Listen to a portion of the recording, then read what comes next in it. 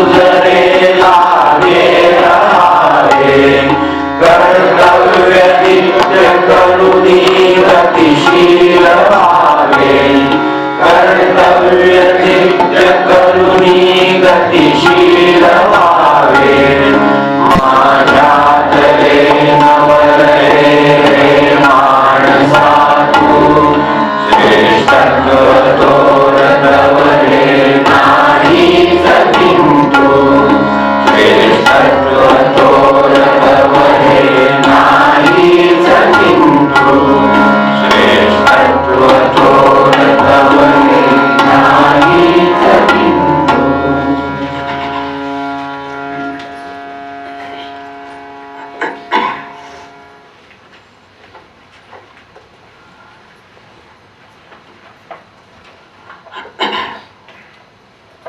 काही काम चाललेलं आहे त्याच्यामध्ये प्रत्येकाला स्थान दिले, आपल्या प्रत्येक माणसाला घटकाला काही स्थान आहे, त्याला काही काम आहे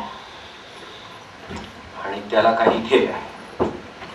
या तीन गोष्टी प्रत्येक माणसाच्या मध्ये. आता जाणीव कोणाला असेल नसेल हा त्याचा प्रश्न आहे. प्रत्येक माणसाला स्थान आहे. आपण आता स्थान शब्द वापरला म्हणून कदाचित आपल्याला वाटेल पण एखादा म्हणत नाही का घरामध्ये मला काय घरामध्ये स्थान नाही.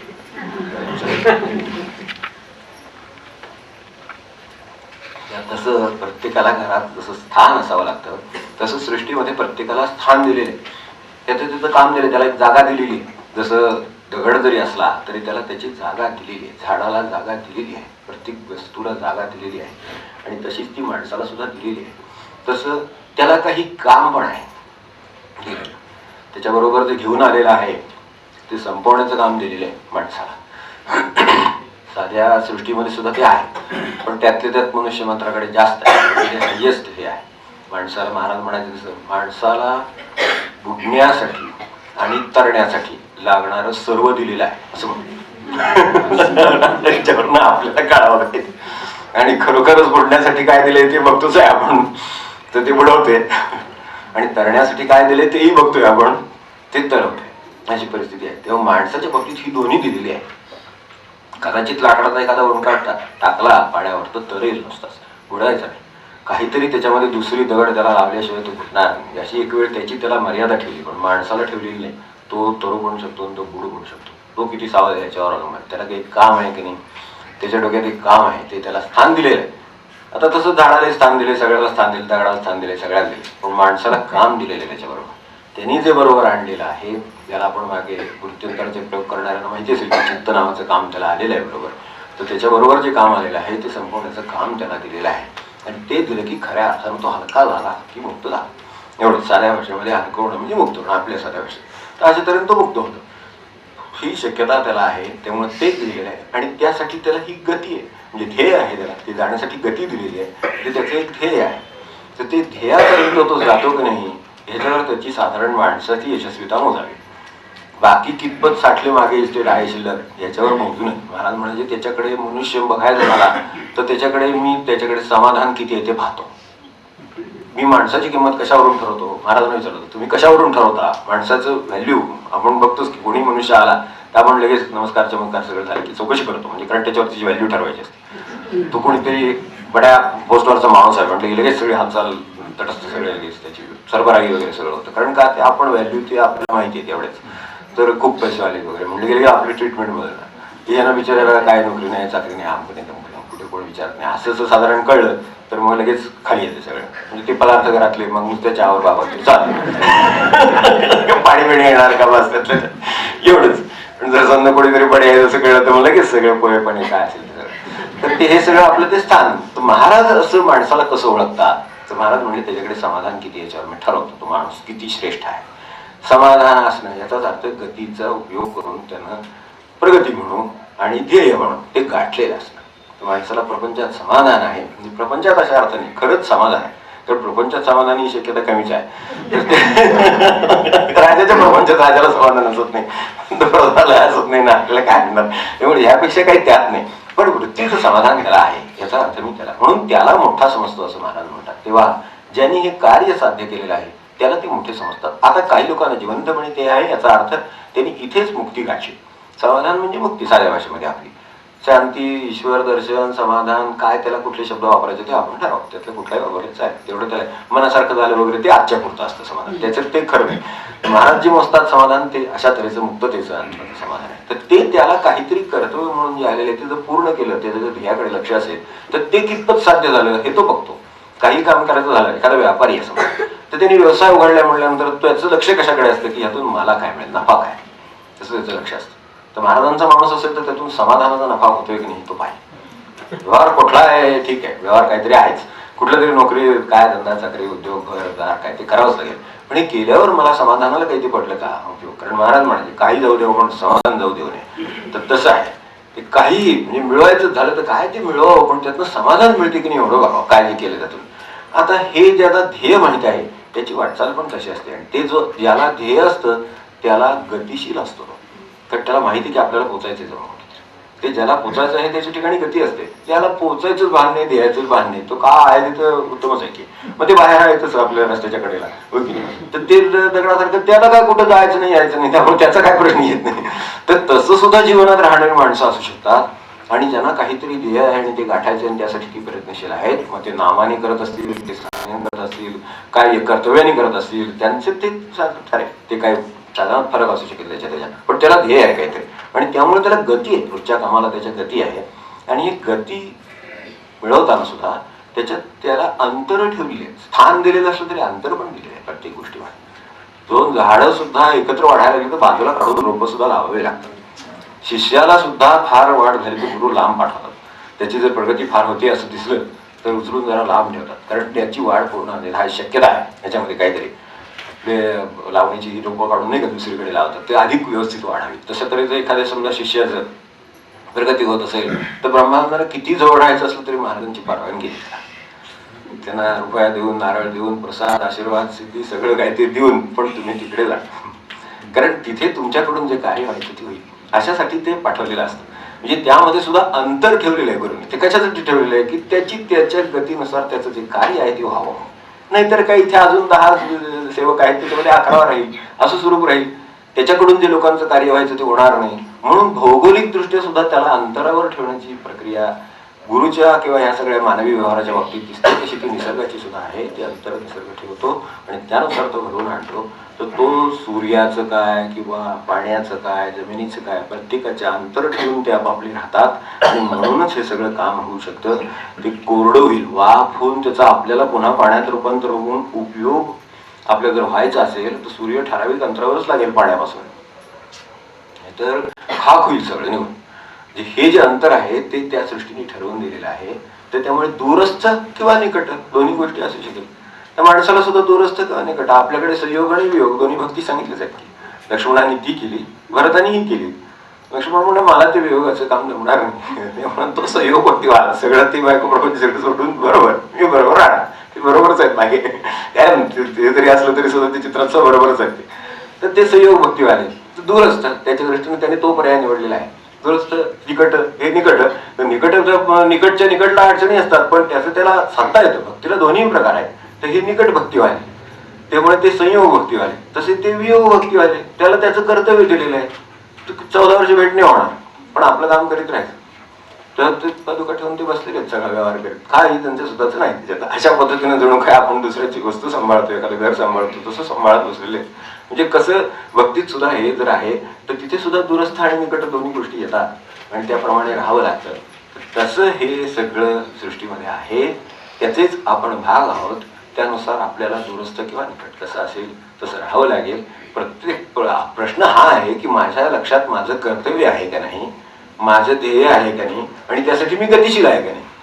ही प्रत्येक वस्तुसृष्टीमधली फिरते. आता ते शोधत गेल्यावर ते प्रोटॉन न्यूट्रॉन आमकन धमकन ते करतात सारखे. कुठं काय करताना वगैरे आपल्याला काय दिसत नाही. आपली पृथ्वी तरी कुठं फिरताना दिसते नाही का, सगळं व्यवस्थित आपण जागेवर आहे, नाही तर जायला उलटे सुलटे झाले असते. तसं काय होत नाहीये. तर ते आपला भास आहे, प्रत्यक्षात तिला गती ठेवलेली आहे, त्या गतीनुसार ती फिरते आणि म्हणूनच हे सगळं व्यवस्थित चक्र चालतंय. म्हणजे याचा अर्थ गती असल्याशिवाय ते काम होत नाही. तर त्यामुळे गतीशिवाय प्रगती नाही माणसाची, हे लक्षात ठेवलं तर ती त्या गती दिलेली आहे. आणि ती जीवनात सुद्धा आपल्या ज्या वेळेला घटना येतात त्यावेळेला ती गती घेऊन आलेली असतात. आपण गतीत सामील व्हायला तयार होतो, त्यामुळे अडचण येते. जीवन एक गती देतं आपल्याला. पाणी जसं नदीचं वाहत असतं ते वाहत राहील तरच समुद्राला पोहोचेल. त्याने जर असं ठरवलं नाही व्हायचं तर आहे तिथे डबक्यासारखी अवस्था होईल त्याची. पण ते जर वाहत राहील तर स्वतः शुद्ध होईल, सगळ्यांना शुद्ध करेल, सगळ्यांना उपयोगी पडेल आणि शिवाय त्याचं ध्येय गाठेल. त्यामुळे गतिशीलता ही त्याच्यामध्ये आहेच आहे. तशीच ती सर्व सृष्टीमध्ये आहे. तर ती गतिशीलता ही केवळ त्याला ध्येय गाठून द्यावं म्हणून असते असं लक्षात ठेवलं तर अडूनही बसायचं कारण नाही, फार पळत राहायचे कारण नाही. निसर्गाने बरोबर गती दिलेली आहे, त्यानुसार आपण चाललं तर विषमामध्ये राहत नाही आणि आपलं ध्येय गाठता येतं. या दृष्टीने हे 3 मुद्दे आपल्या समोर असावे. ते अंतर, कर्तव्य आणि गती. श्रेष्ठत्व थोरतवरे नाहीच किंतु, श्रेष्ठत्व थोरतवरे नाहीच किंतु, माझ्यात फूल अवघे बनते नवीन, माझ्यात फूल अवघे बनते नवीन, पानात रेष रचिते प्रतिभा जपून, पानात रेष रचिते प्रतिभा जपून, झाडा समान न करी मी झाड दुसरे, झाडा समान न करी मी झाड दुसरे, वैविध्य आणि नवता मम जीवनी रे,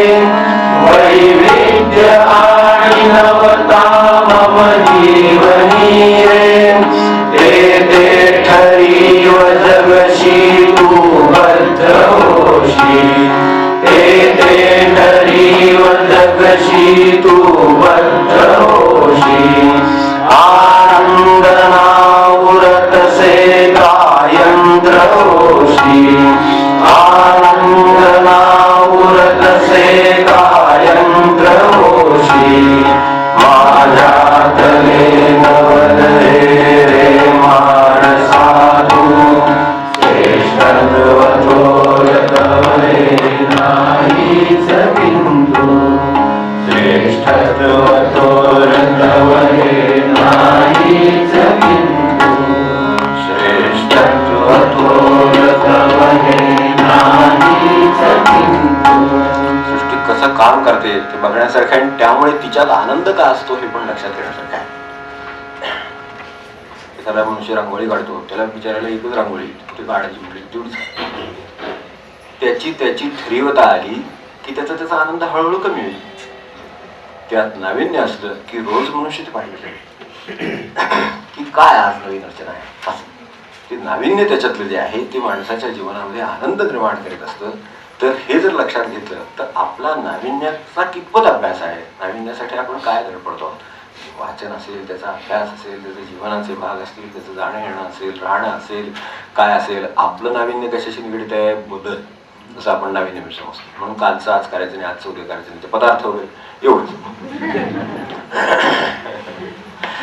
पण ते तेवढ्यापुरतच आहे, म्हणजे तेवढाच आनंद घेण्यापुरतच आपल्याला त्यातलं फक्त नाविन्यामधलं फक्त इथे जी विविधता आणि नाविन्याचा जो उल्लेख आहे तर त्याच्यामधली विविधता आपल्याला जी माहित असते ती खूप मर्यादित आहे. निसर्गाकडे का जावं तर निसर्गाकडे तुम्हाला झाडं बघून झाली तर बघून झाली असं काही म्हणता येणार नाही. आपल्याकडे जास्तीत जास्त काय होईल, शिरा होईल नाही तर उपीट, नाही का, म्हणजे सर्वसाधारण असं म्हणतात. सर्वसाधारण काय करायला येतं तर म्हटलं तर आज हे केलं तर उद्या ते केलं तर परवा ते केलं की तेरवा पुन्हा उपीट. म्हणजे साधारण नाही माहिती आहे आपल्याला. तर आता याच्यापेक्षा मोठं करणारे लोक आहेत, त्याबद्दल नाही, गोष्टी वेगळ्या वेगळ्या करणारे आहेत, पण शेवटी ती मर्यादा आहे ना. तसं आहे ते 5 झालं 7 झालं की ते थांबलं, परत 8 परत 5 अशी परिस्थिती माणसाची आहे. म्हणून त्याच्यामध्ये त्याला त्याच्या बदलाचं जे आहे ते सुद्धा प्रमाण मर्यादित आहे. आधी तो विविधतेला किंवा नाविन्याला बदल समजतो, ही पहिली गोष्ट. आणि ती सुद्धा त्याची मर्यादित आहे. खाण्यापिण्याचे असू दे, वस्त्रांचे असू दे, आणि काय असू दे, वस्त्रांच्या बद्दल मी काय बोलत नाही, जवळ चांगलं. तर ते जे सगळं आहे तर त्याच्यात सुद्धा काय त्याच्याकडे वैविध्य आहे, होय की नाही. एकदा तो ते मागे सांगितलं तसं एकीचं वर नेलं, एकीचं खाली लिहिलं, वैविध्य आहे त्याच्याकडे. त्यावेळी काय नाही, निसर्गामध्ये काय आहे काय नाही बघा. निसर्गात जाऊन एकदा की खरोखर झाडं बघितली म्हणता येत नाही माणसाला, माझी झाडं बघून झाली असं कोणी सांगावं आणि त्याला नवीन झाड दिसते की नाही बघा निसर्गामध्ये, असली परिस्थिती आहे. एखाद्या नवीन प्रदेशात गेला, प्रदेशात कशाला इथं बाहेर गेला, एक 4 किलोमीटर बाहेर, तरी सुद्धा त्याच्या लक्षात दिलं अरे हे फुल कधी बघितलं ते आपण. एक साधं एवढंसं फुल असतं पण ते कधी बघितलेलं नसतं आपण, असं फुल तिथे आकाराला आलेलं असतं.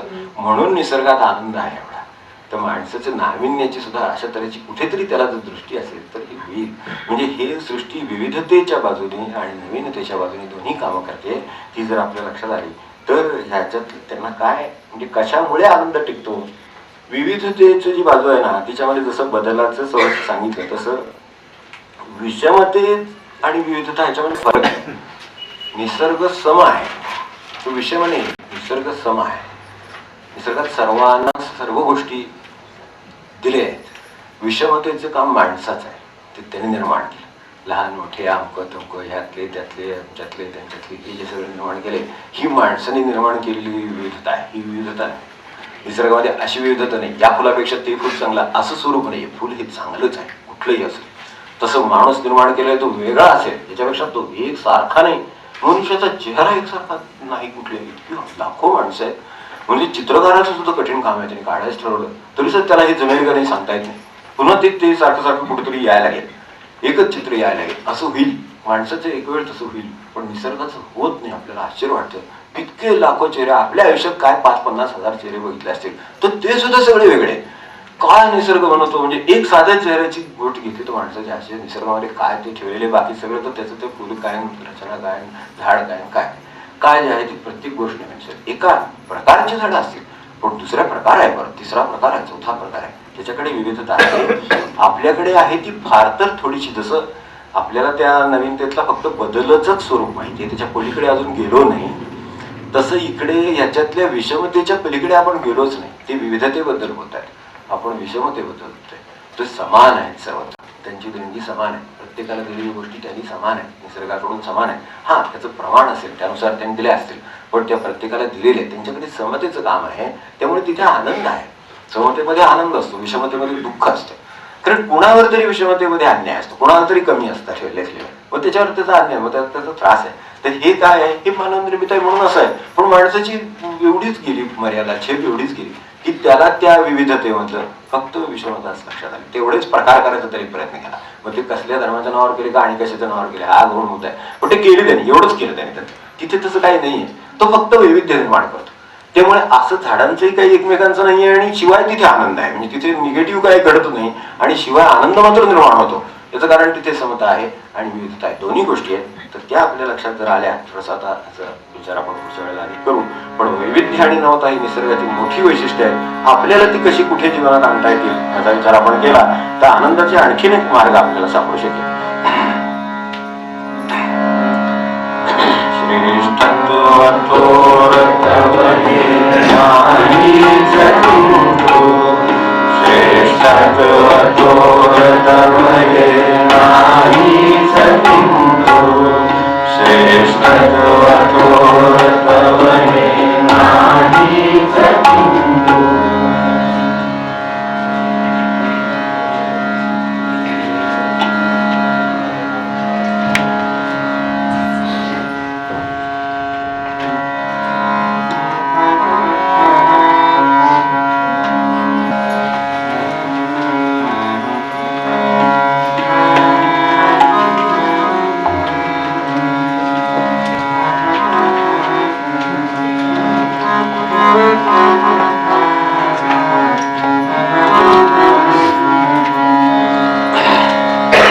शेवटची विनवणी, माझी शेवटची विनवणी, माझी शेवटची विनवणी.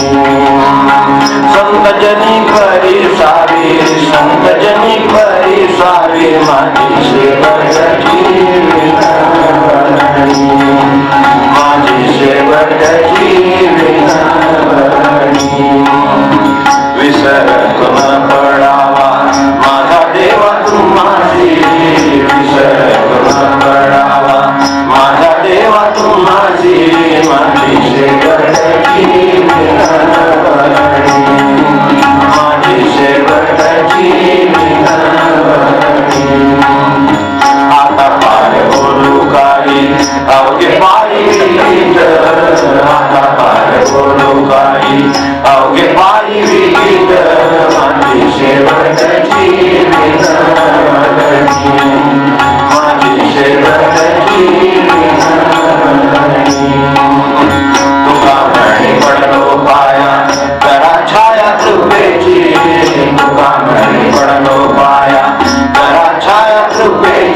माझी शेवटची विनवणी,